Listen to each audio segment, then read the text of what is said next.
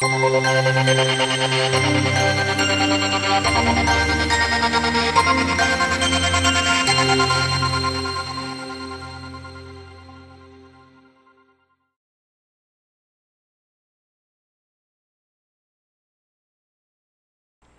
love to learn, so teaching was a logical and natural step for me.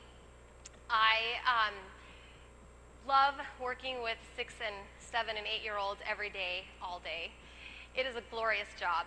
And next year, because of an anonymous donation by a generous donor, my job will be even more glorious because I get to place into the hands of every single second grader an iPad. Now, this is magic for me because I have my master's degree in technology education, so it's kind of a dream come true. I am a techie teacher, and I love helping my colleagues. At home, I haven't yet acquired techie mom status yet, and if you have teens at home, you understand. At home, it sounds more like this. Mom, really? Flash animations require Adobe Flash. It's a program. Didn't they teach you anything at that school? Well, that is exactly the problem. They taught me so much at that school that, of course, it went all in because I'm a really good student, but unfortunately, some of it might have leaked out. Okay, a lot maybe leaked out. But what I can say is that I am passionate about technology. I've seen what it can do. Tonight, I'd like to share my story with you, my personal story, to give you some insight as to why I stretched myself in an ever-changing, slightly uncomfortable, scary field, and why I'm passionate about technology.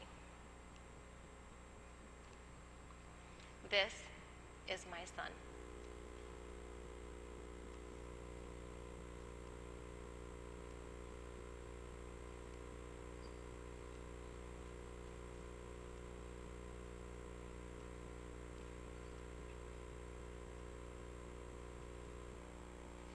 This is what a nurse said to me. Most babies, like him, end up in institutions. He'll never know who you are. I was completely numb. Those were the most devastating words that I think any mother could ever hear. I don't know if it is physically possible for your heart to break, but my heart was so broken. I was sad, angry, lonely, and spiraling down to a deep, dark place.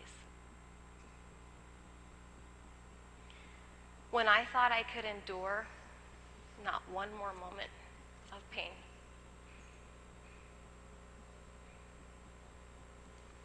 I heard something from deep within my core say, Wendy, your life is not about you.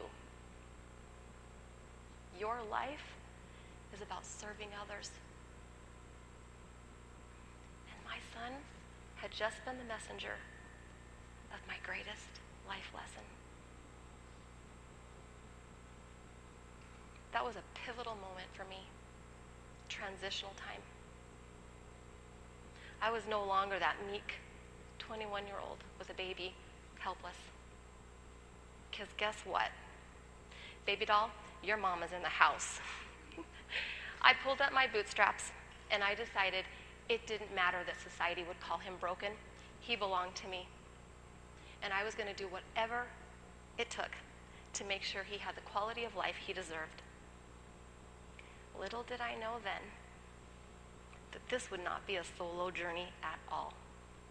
And there would be warriors along the way, fabulous people that I would hold dear in my heart forever. Do you know how to spell special? If you do, you might be thanking this special lady. Mrs. Palin dazzled Devin's classroom and many others for 37 years. Wow. One day, Devin was in a little bit of trouble, though. He was actually trying to pull the hair of a little girl in class. I'm sure it was the cutest girl in the class. Devin has an eye for cute girls, even today. But in any case, that type of nonsense would not be tolerated, and he was sent to the hall for timeout. I instantly loved this lady because she knew something that I wished everybody knew. Devin was just like everybody else. She saw the 7-year-old little boy in her classroom and not a 300-pound wheelchair. She also knew that accountability was a trait that would be necessary for Devin. She expected that he would rise to that occasion, hold himself accountable, and she knew that was necessary for where he was going. What makes Miss Nancy special? 5 simple words. Good morning, how are you? And you know what, Mom? She really means it. She really means it. Every morning, and mornings can be crazy bumpy. With a kiddo like Devin, you can only imagine the crazy mornings that we've had. But I always knew that when I set him out the door to head for school, that he'd be meeting the world's greatest greeter.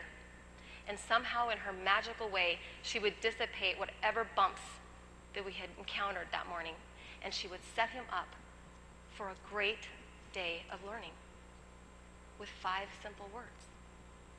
Big impact.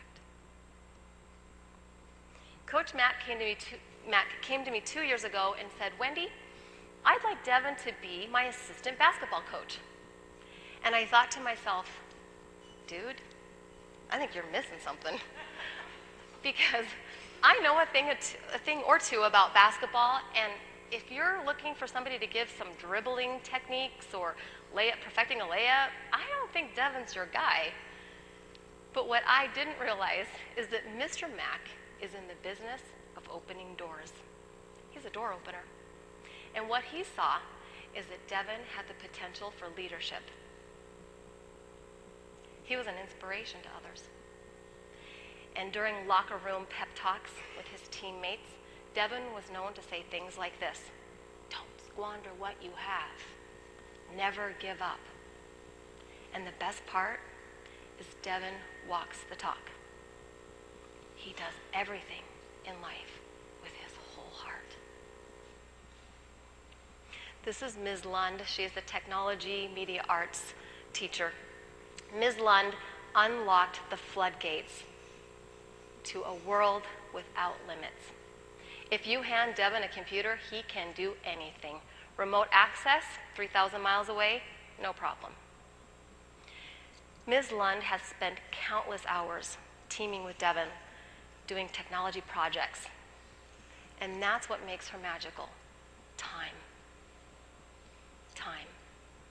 I believe it is because of her generous time that I have a college-bound boy who is well-prepared and eager.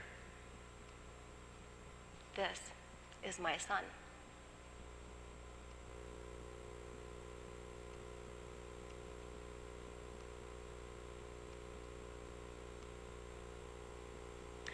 I've learned many lessons on this crazy, bumpy journey, but perhaps the most important ones I learned from my very own son. Devin, I know you're back there. I want to say thank you. It's because of you I learned never give up, persevere, open a door, walk the talk, or in your case, roll the talk. And most importantly, every child is worth fighting for. I am passionate about technology because I saw what it did for my son, but I know it can open doors for every child. Devin's challenges faced everyone to think outside the box. But isn't it time we think outside the box for every child? What will you do as an educator?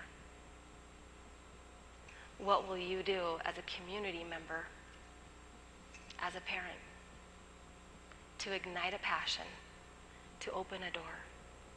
What will you do to propel a child forward into success? Thank you.